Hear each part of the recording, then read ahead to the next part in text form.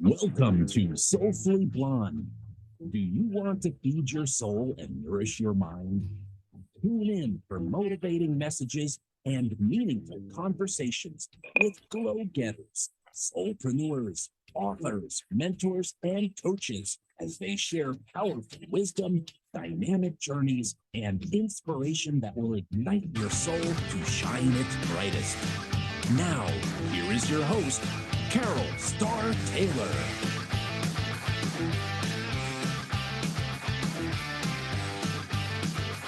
This segment of the show is brought to you by Star House Publishing, Inc. Have you always dreamed of writing a book and sharing your story? What's holding you back?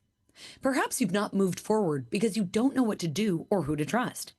By choosing to partner with Star House Publishing, Inc., they can help you make your dream of publishing reality with a shelf-quality book. They are an author-focused company taking a collaborative approach with your unique book. Your voice is your gift to the world.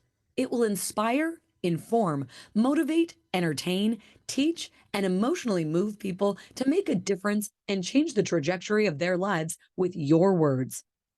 Their compilation projects offer bundled professional services, including one-on-one coaching with NLP, global distribution to over 70 online retailers. Star House Publishing is currently filling their 14th compilation book, The Soulology Chronicles Glow. Star House Publishing is your complete professional publishing solution. To contact Star House Publishing for your solo book and or to be a part of the compilation The Soulology Chronicles Glow for both men and women, contact starhousepublishing.com.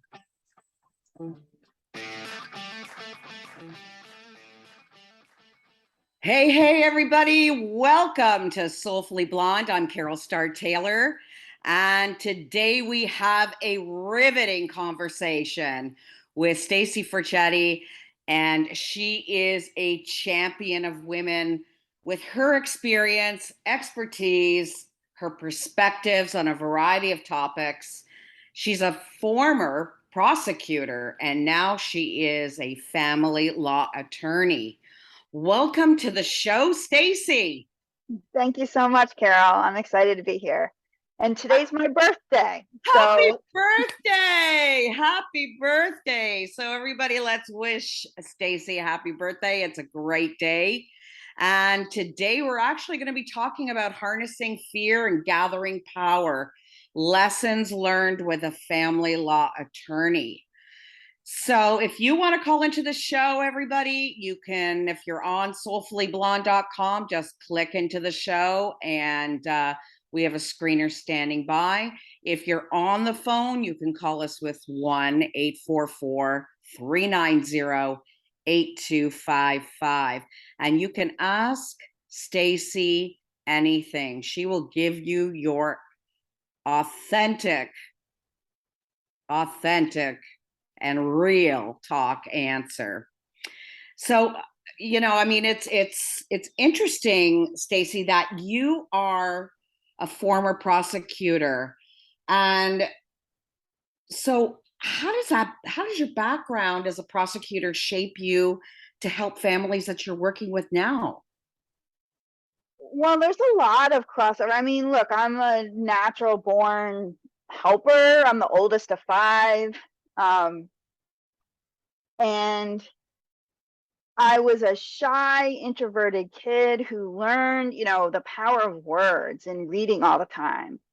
And that made me want to use my words to help people, to stand up in court and protect people who had lost their voice, giving voice to the voiceless. Mm-hmm. And that gave me the courage, to stand in court and argue, for people that needed a champion. And translating that into family law, it's very similar. A lot of people who are going through a crisis of some sort in family law, they're in the midst of the trauma that is happening to them, as opposed to victims of crime who come to me in the aftermath. But in both instances, I always strive to be a positive part of their experience, to help give them the tools to help themselves to the other side. Wow. And So, and you're also a member of VDOC. And what is VDOC for those people that don't know, for our listeners? And what drew you to be part of it? So the VDOC Society is named after one of the pioneers of modern criminal investigation, Eugenie VDOC, who actually started out as a thief. But when he was finally caught by the Paris police, they were so impressed by his intelligence that they offered to train him. And he became one of the foremost investigators in learning how to develop a profile for a perpetrator and lifting shoe footprints at a scene. He revolutionized the way we investigate crime. So VDOC is founded upon that notion of looking at crime, specifically murders, in a different way, where we use our collective experience to offer investigators from around the country new perspective into the investigation that has been performed so far. So we have criminologists, we have scientists, we have former and current law enforcement, we even have insurance agents. There's always a different angle, a different perspective that can help solve a murder and bring a family some sense of justice. Wow. Wow, that's powerful. And so what is it about the true crime and horror genres that people find so interesting, so riveting? I think for a lot of women in particular, because they're the largest consumers of true crime, even throughout history. This is not a recent phenomenon, that women turn to true crime. In some instances, I think it's almost a self-help tool to try and look at dangerous situations that have unfolded and think about how they could avoid such situations. I also think it's to help them recognize maybe warning signs in their own partners that are violent, and realizing that that violence can escalate very quickly, and realize that the danger that they may be in sometimes. But I also think, in a general sense, true crime and horror can provide a lot of comfort as an outlet to women and people and anyone really going through a crisis, because there's a huge difference, really, when you think about it, between fear and anxiety. And going through a traumatizing family situation, such as a divorce or a custody battle, brings about a lot of anxiety. You're fearful about what might happen, but you don't know. There's a lot of what ifs. And the horror and the true crime genres, like, they present like a contained situation of fear, and it has an endpoint. And so it becomes, I think, a valuable outlet to channel those feelings of anxiety and process them in a healthy way. Wow. That's interesting, because I mean, personally, it's not like like I don't read that genre. I don't watch it. So, but I know it's huge. It's huge. And I mean, it seems like it's getting bigger all the time. I mean, the appetite for those shows seems insatiable. Like, just go on any platform, go on Netflix, go on Hulu. There are new shows popping up all the time because people are just devouring them at an astonishing rate. Do you think that it's because more people are under stress? I think that could be a large factor. I mean, I was just hearing the other day that, whereas 1 in 10 Americans experience, some form of anxiety or depressive symptoms that require treatment, that number has increased to around 4 in 10 Americans are reporting experiencing that in the last 2 years. And therefore, the mental health community is overwhelmed. There aren't enough professionals to help us all. So people are looking for other self-coping mechanisms. And watching true crime and horror is an outlet, you're saying? Yeah, I think very much that it's a good outlet, because you know, provided you're not also drowning your sorrows in bottles and bottles of wine while you're watching your time.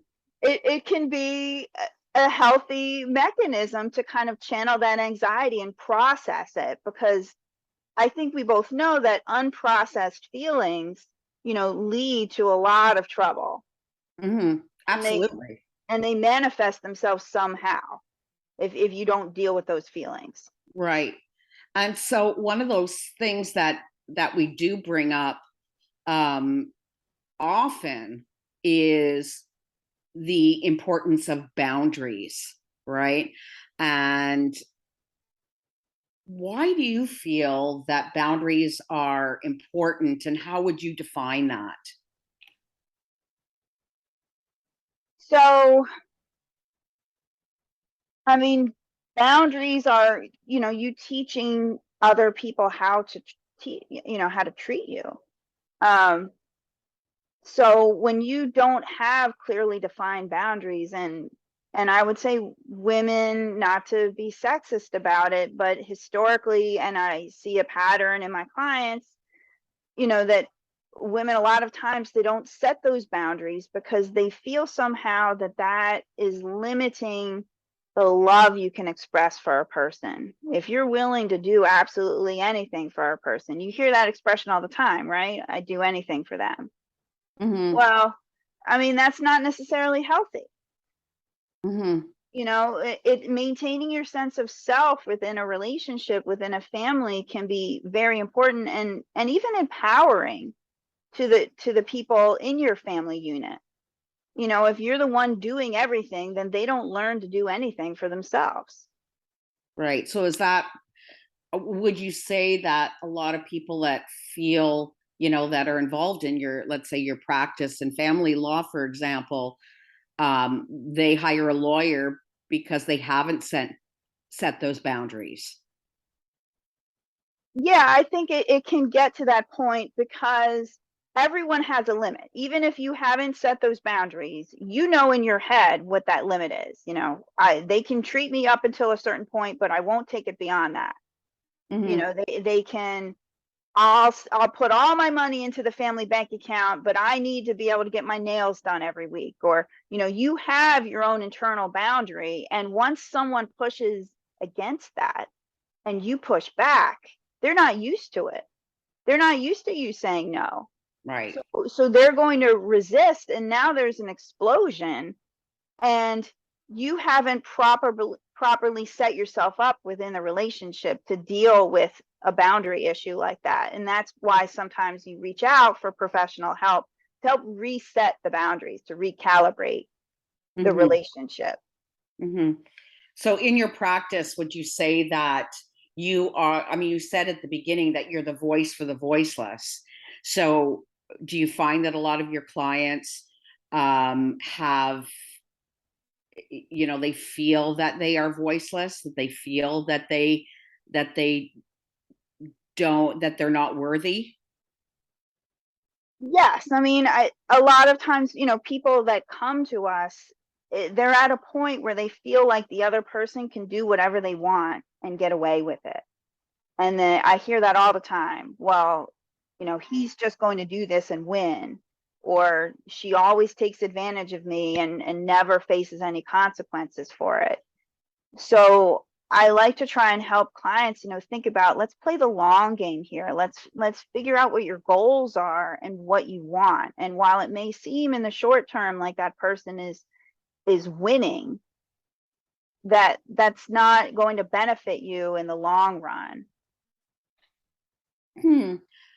Okay, let me ask you a question, because this brings up, the question of winning. Right. What is actually winning in a divorce? That's a great question, Carol.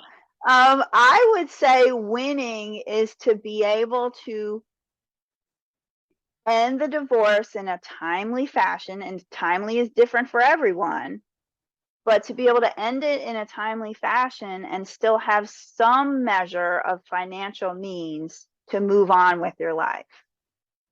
So for some people, that requires them to get more education, to go back to school, to go find a higher paying job, to restructure things, because no matter how well off you may be, divorce is financially stressful on everyone. Right. Right. So, So yeah. and so winning is to be able to kind of end the marriage and divide the marital estate in a divorce and move on. And so many people get trapped in the fighting Right. But do you that think they're not moving on. So even though you may have gotten a greater share of the marital estate, if it's 10 years later and you're still talking about how awful your divorce was, then you have not moved on. right. But do you find that many attorneys, I'm not saying, I'm not saying anybody in particular, but would you say that many attorneys fuel that fire so that they can bill? I wouldn't say so. I mean, that hasn't been my experience, and that's certainly not what me or anyone in my firm tries to do. Right. Right. We try to help people get through it as soon as possible with as minimal conflict as possible, and try and diffuse a lot of those conflicts. Mm-hmm. I mean, one of the ways that you can do that is through, being cooperative and figuring out what your goals are.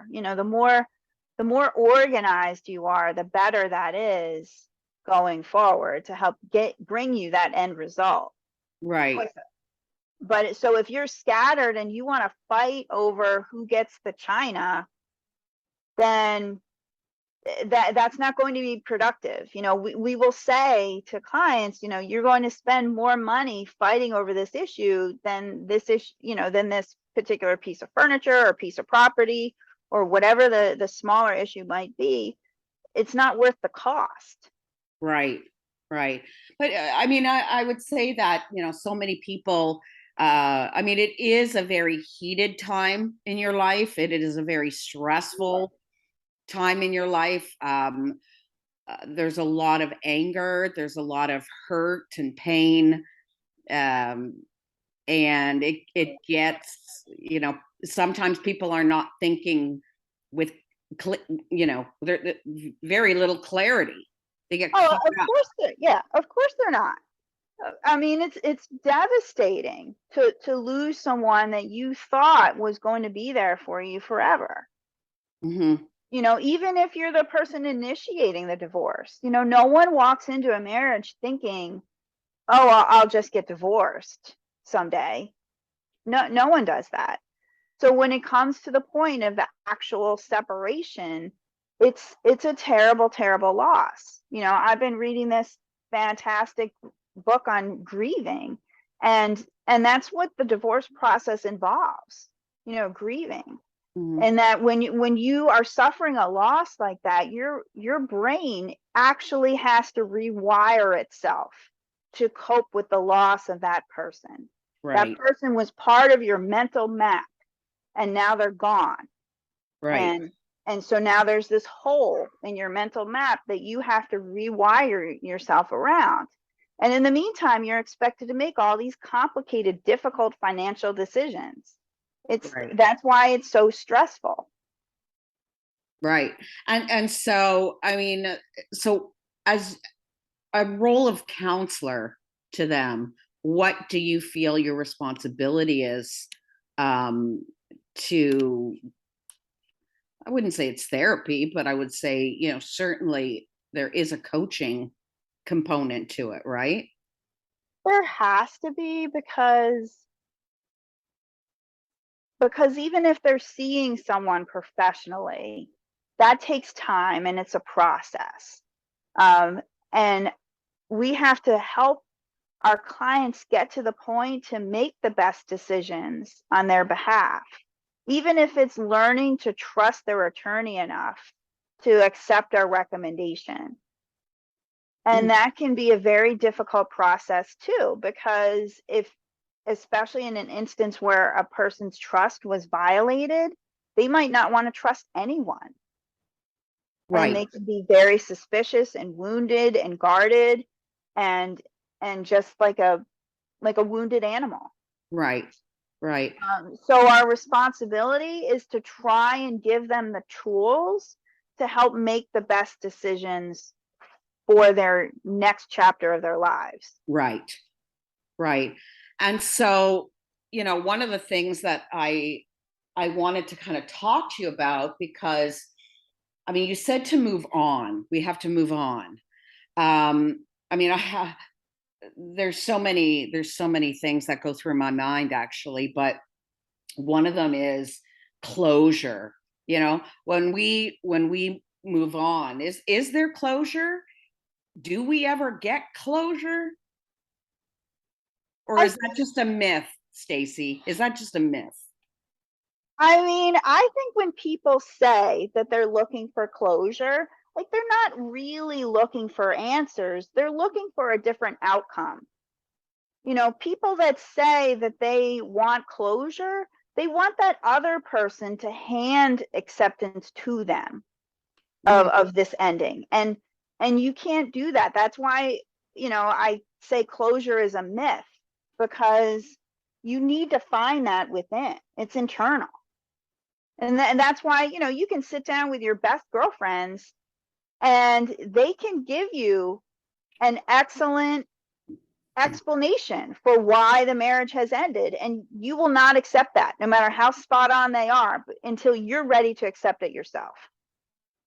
Right. Because I mean, it does take time. I remember going through my divorce, and I remember going at the beginning, and somebody said to me, "Oh, it's going to take you 5 years to really get your life back, get yourself back, and get your life back." And I thought to myself, like, that was like a mountain, even just hearing that, right? It's like, 5 years? Are you kidding me?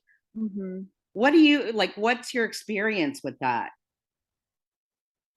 Everyone's time trajectory can be different, but a lot of it is based on their perspective that they maintain. There's that whole issue of resilience. Right. But it is a mind, body, soul connection. And it does, and also financially, I mean, because it does, I mean, it does take a hit, and emotionally it takes a hit. And, in some cases with a lot of women, they have to reinvent themselves. Mm-hmm.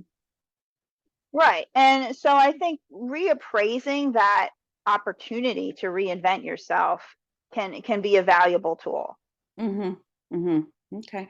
Well, when we come back, I want to find out who actually is the majority that initiates the divorce when we come back. And get ready with your calls. And if you want to speak to Stacy and ask her anything, get on that line.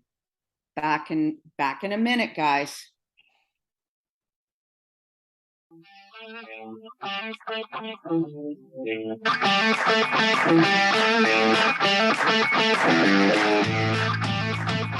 Have you ever struggled to finish a tub of protein powder? Get bored easily with your protein powder flavors? Or are inexperienced with supplements and aren't sure what works for you? Scoop Supplements is your answer. Scoop Supplements is the first and only company to offer protein powder and supplements by the scoop, customized just for you. Choose from a variety of flavors. Select your supplements in any quantity you desire and have it shipped to you. Delivering across North America, Scoops lowers the commitment and increases the variety of your supplements. To learn more about Scoops, you can visit them at scoopsupplements.com or on their Instagram page at Scoop Supplements. Welcome back, everybody. And for those of you just joining us, I am Carol Starr Taylor, and this is Soulfully Blonde. Today we have Stacy Forchetti, and she is a champion of women, a former prosecutor, and now she is a family law attorney.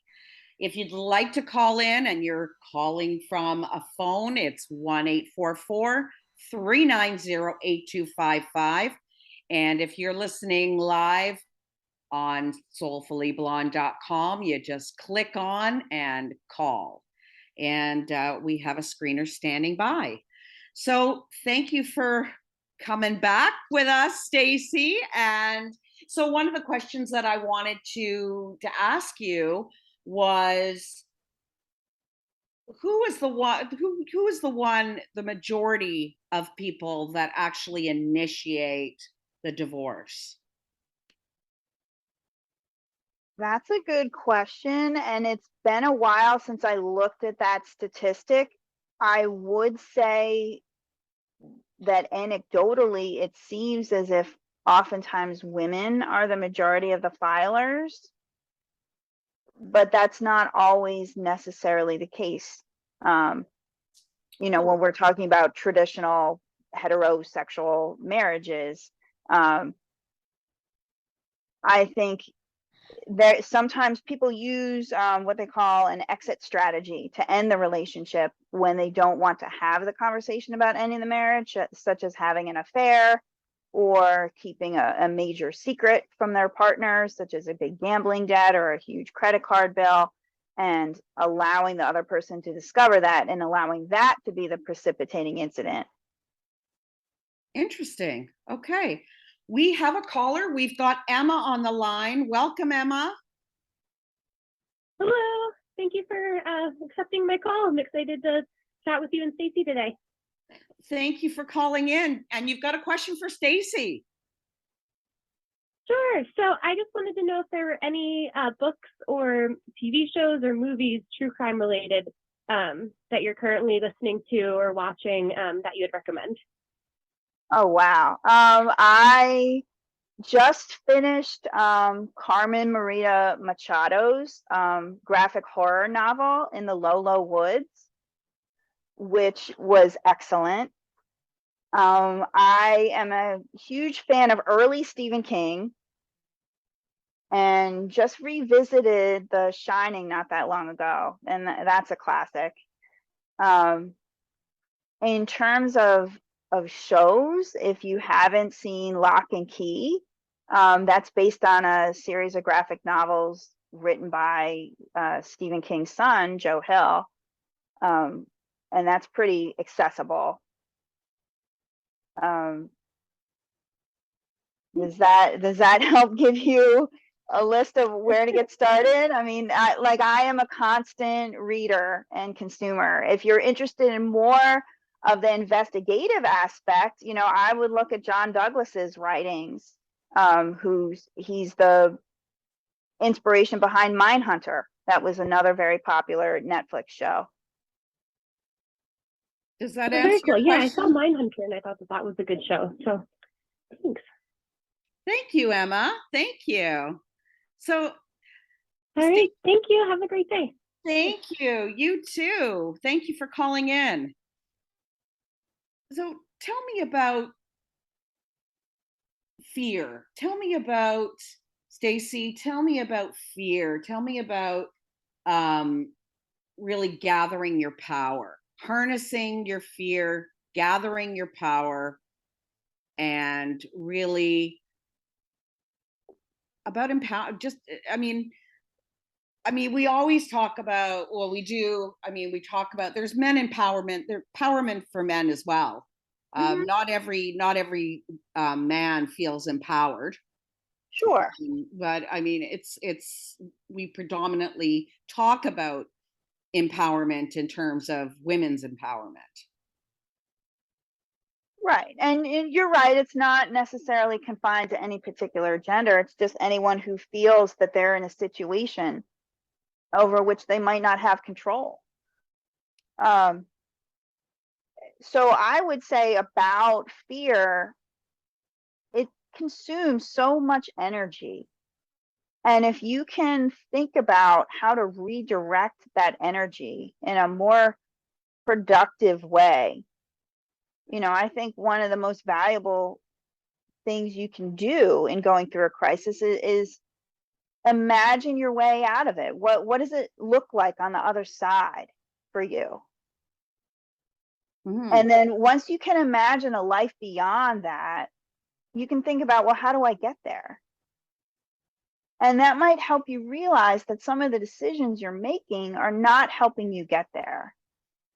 Because in reading about how the brain works, if you are experiencing fear, the parts of your brain that deal with critical thinking shut down. Mm-hmm. And that's why it's so hard to make a rational, informed decision when you're operating from a state of fear. So how do we heal from that? How do we harness that? How do we harness that fear and turn it into something positive? Well, I think recognizing, I mean, I keep using the word fear, but the way, in the psychology world, fear and anxiety are defined, they're different terms referring to different states of mind, and anxiety is more generalized and non-specific. And often that's what people are experiencing, is a form of anxiety over their situation because of all the uncertainty. So I think, I mean, the simplest but also a difficult answer is acceptance. Mm-hmm. Well, it does take time to reach that point. And being patient with yourself matters a great deal. Mm-hmm. Mm-hmm. And learning, that old serenity prayer, learning, to know the difference between what you can change and what you cannot. Right. And so how do you gather, like, what do you think the steps are to gather that? Well, I mean, I am a constant student. So for me, it's gathering information helps dispel a lot of fear and anxiety. And the more information I gather about my situation, and for the situations of clients, like how to help them, Mm-hmm. that helps me through the situation to be able to help another person. And so for a person experiencing a lot of fear, I would suggest to them to maybe try and look outward a little bit, to look at who else can they help. If this is a family crisis, are there other people in their family that are also suffering? And what can they do to be of assistance to them? Because sometimes looking outward helps remind yourself of what you can do, of how strong you actually are. Right. Instead of the why me or about me, be available to serve. Yes, I do feel that that's empowering to help others. Right. Right. Well, when we come back from our break, we will talk more with Stacy Forchetti. And if you guys want to call in from soulfullyblonde.com or 1-844-390-8255 and ask Stacy anything. Be right back.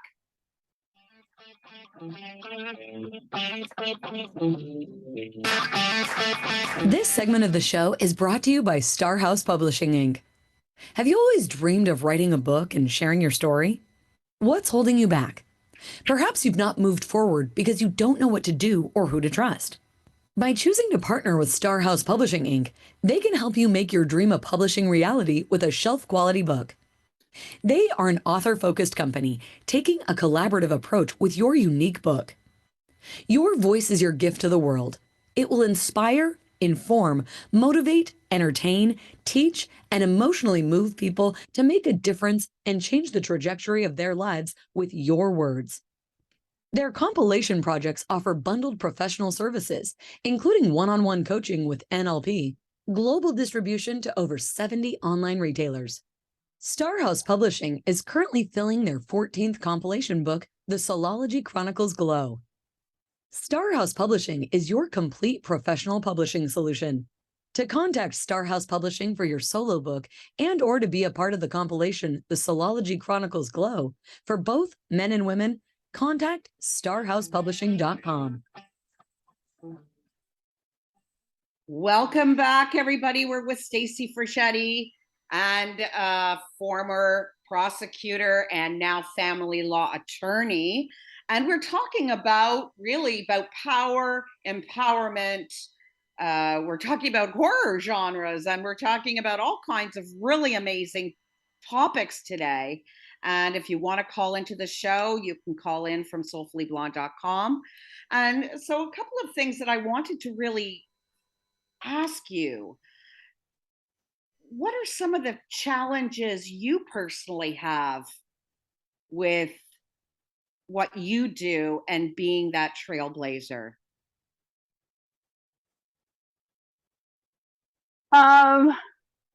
My problems. I mean, I'm always looking to build my knowledge base, um, and trying to balance my time. I mean, I think for a working professional, those are the two biggest challenges. Mhm. Um, it's also to a sense, it's also about setting your own boundaries, right? As a professional. Um, and I need to get a little bit better at that, truthfully. You know, I work a lot on the weekends and at night, and I'll take phone calls from clients, you know, on the weekends and at night, and allow them to reach out to me because I know that they're in crisis, and Right. I'm just trying to help them through. So, especially for the last couple of years, as you mentioned, there's a lot of anxiety and depression out there, and I'm sure there, lockdowns and things like that put a lot of stress on families, homeschooling for children and families, and I think, you can tell me better, but obviously I think that it puts strain on marriages, finance, and that sort of thing. But how do you how do you stay focused? It's not always easy. I mean, the stress and hearing people's problems, but and being going to bat for your clients all the time. How do you stay focused? It helps to block out time, you know, for certain projects, you know, when you know that you're facing something big in a particular case. That's helpful to me. You try and develop a work pattern of what you do during your days. Um, but I mean, the reality of it is it feels like, no, you're always working Hmm. because you want to be there for them. At least that's my motivation. Um, Hmm. you know, when you think about like the different aspects of empathy, like it's almost like there are three levels to empathy. And the first is seeing. And that's, you know, oh, I see this person is struggling. And the second is feeling. And it's, well, I can feel that that must be a very painful situation for them. And then the third part of empathy, you know, the compassion aspect of it is actually being motivated to do something to help them. Hmm. Hmm. And that's been my driving force like throughout my career, really, is to have, I am motivated to try and help clients, and before that the Commonwealth, however I can. Right. And so, why did you switch from being a prosecutor to family law? Just my career trajectory, it sort of it came back full circle. I started out clerking for a family law judge, you know, right out of law school, and he was a really great teacher. Um, but it was always my dream to be a prosecutor and go into court and represent the Commonwealth and help victims of crime. And I did that. I did that for 12 years. Hmm. Hmm. Um, and now I still get to go into court and represent, you know, most of the time when I'm going into court, it's for custody or for protection from abuse actions, which also has a criminal element to it. Right. So Right. that's why there is a lot of crossover to what I do, and that skill set, you know, translates pretty easily. Hmm. What would you say the if there's a top uh, reason why people split up? What do you think that is?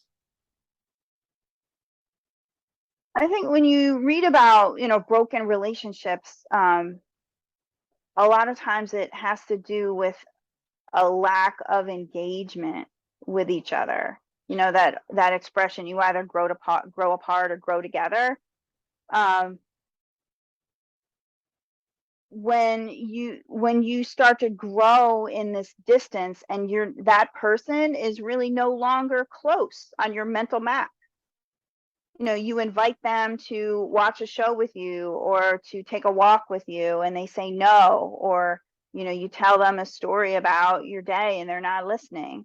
You know, it's repeated incidents like that again and again that erode, you know, the trust and the foundation of caring that two people have for one another.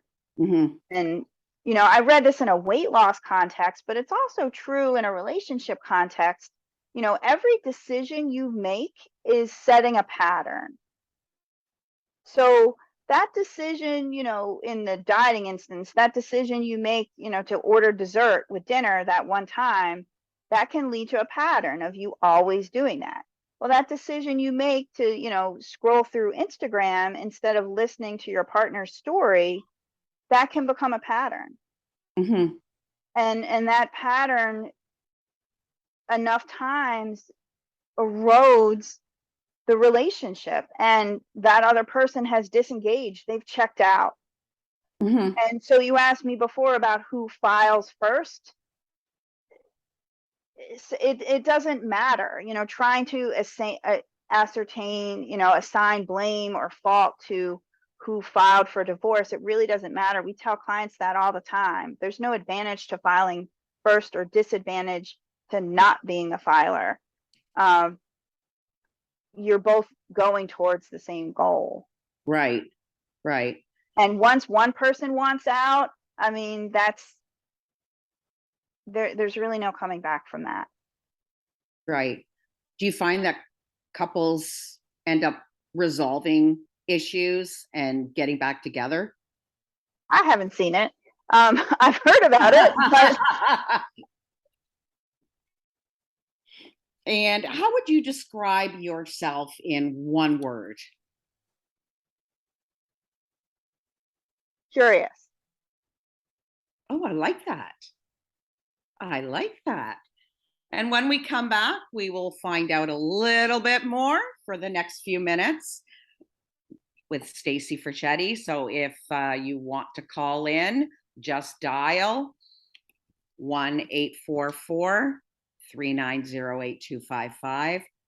Or if you're listening live on soulfullyblonde.com, just click call in and we will take any calls for the rest of the show. We'll be right back.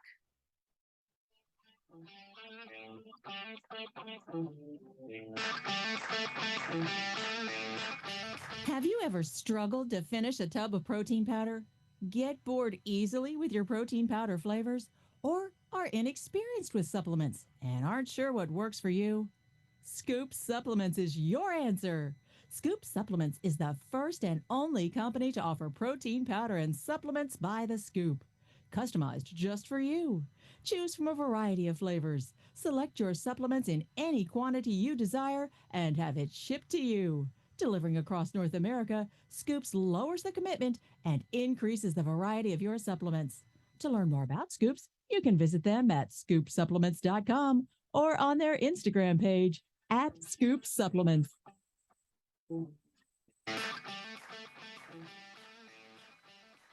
Welcome back, everybody. We're with Stacy Forchetti. You are listening to Soulfully Blonde. My name is Carol Starr Taylor, and just before the break, we asked Stacy how, you know, what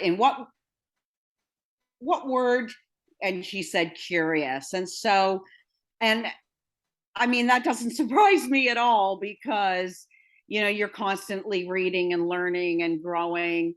And do you read, like, other than the horror genres and that sort of thing, what are some of the other things that you immerse yourself with as far as information? So I love reading about how the brain works and psychology and what makes people tick. You know, I'm a collector of stories, not just fiction. I read fiction all the time, but I also want to think about why people do what they do to try and help understand that, because I do think if you can get a sense of the why, that can help you resolve a conflict a lot easier. Hmm. Right. And what do you feel is your soul purpose?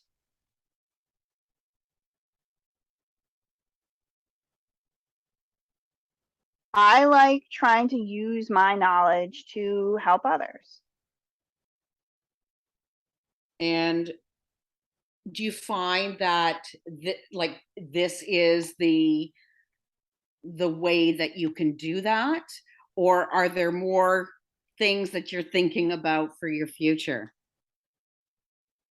Look, I think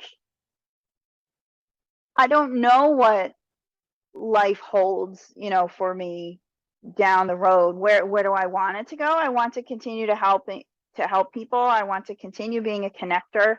Um, Also kind of a natural born connector. I love hearing about one person that has a need and knowing another person that can help meet that need and bringing them together. Mhm.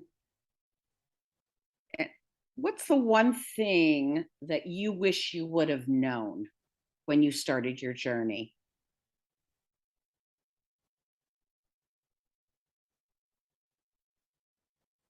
I know I that's a hard mean, question. so everything sounds sort of trite, but I mean, this too shall pass. Like the impermanence of everything, no matter how good or how bad something is, it won't last. Mhm, And that's like the beauty and terror of it all, right? mhm, So, and I think that's why people can get paralyzed with fear in a divorce, because the life as they knew it is ending, mhm, and they're terrified of what is next. And so once you accept that what is next could be even better than the life that you've had before, that frees you up. That does empower you and give you a sense of strength, and because you have control over that. I say to my kids all the time, you know joy is a choice. And but it's not just as simple as I choose to be happy. It's a process. You have to make decisions that put you on that path. mhm, mhm. And so what or who are is your inspiration?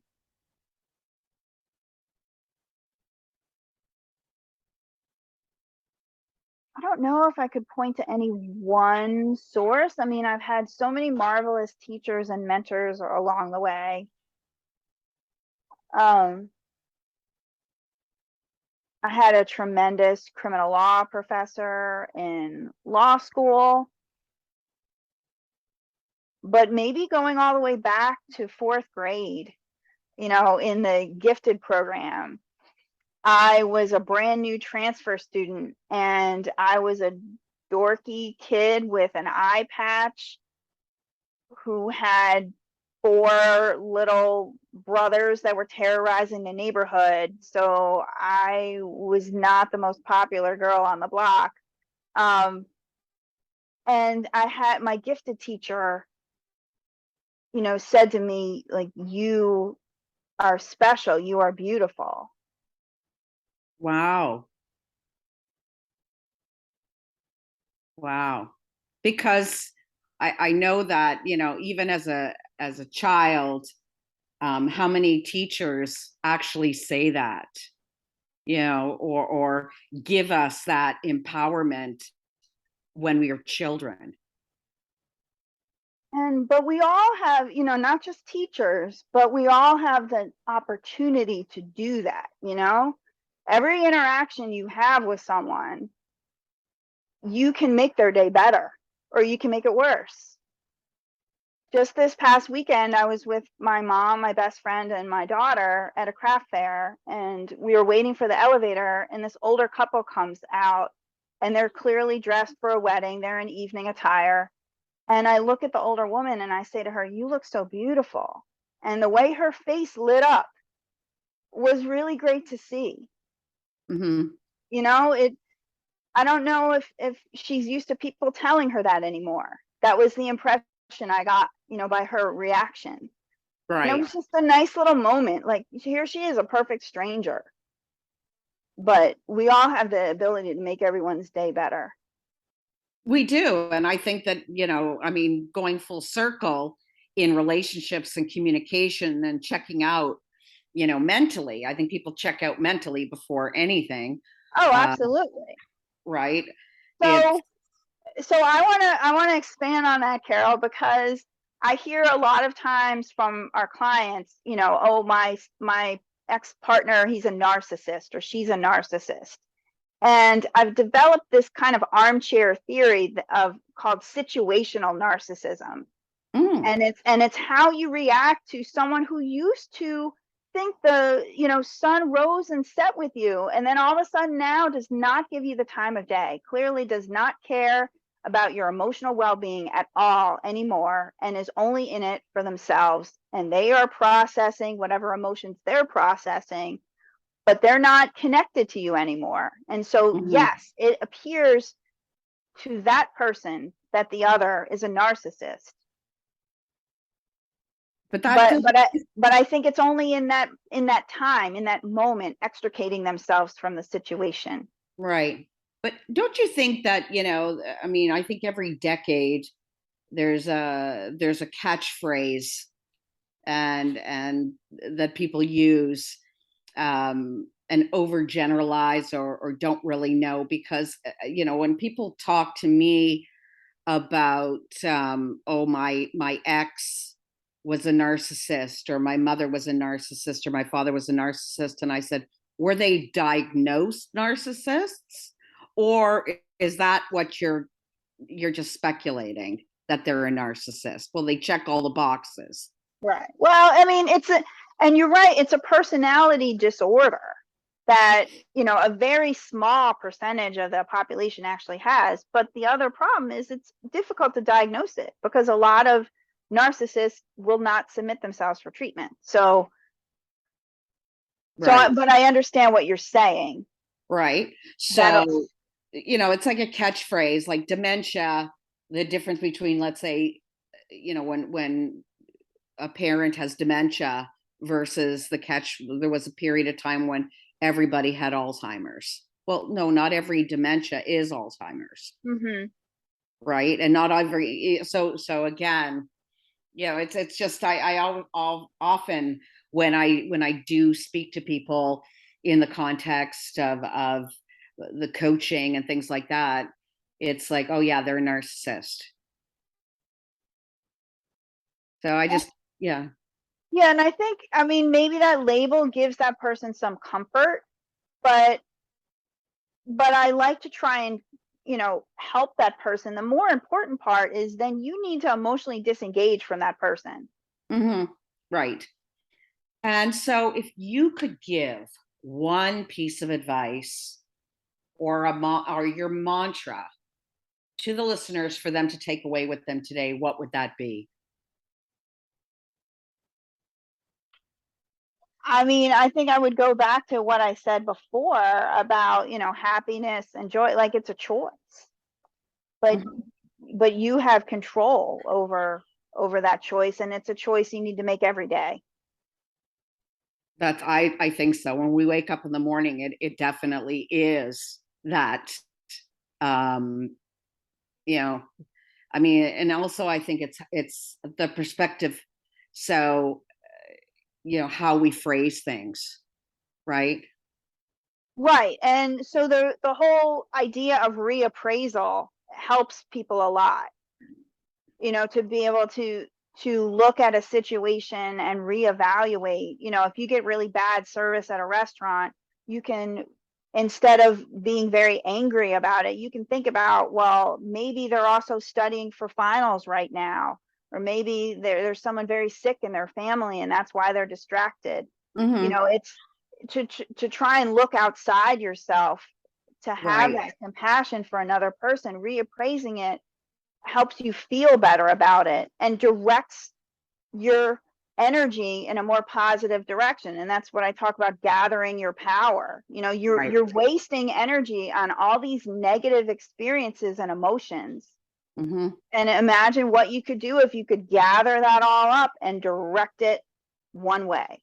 It's really, yeah, it is really about taking your power and instead of scattering it, having a clarity and then, be laser focused with it. Mhm. Right. And so what's coming up for you, Stacy? Where can they find you? Where can our listeners find you? Well, they can find me at Stacy at jjr.com, Stacy, no E. And the firm phone number is 215-283-5080. And just call in if you want to talk with me. We offer free consultations. That's amazing. Well, I appreciate your time today, Stacy.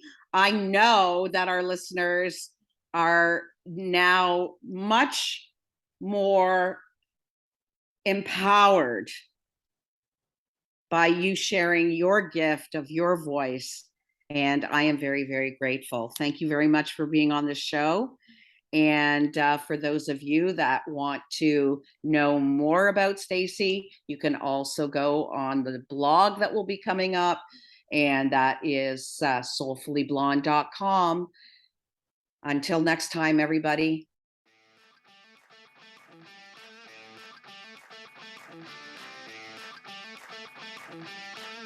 Thank you for listening to Soulfully Blonde. To stay connected with Carol Starr Taylor, go to soulfullyblonde.com and tune in Tuesdays to the live show, weekly at 2 p.m. Eastern Standard Time, 11 a.m. Pacific Standard Time, or catch the replay.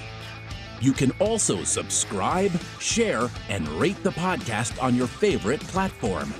To be a guest and/or a sponsor, contact Carol at www.soulfullyblonde.com.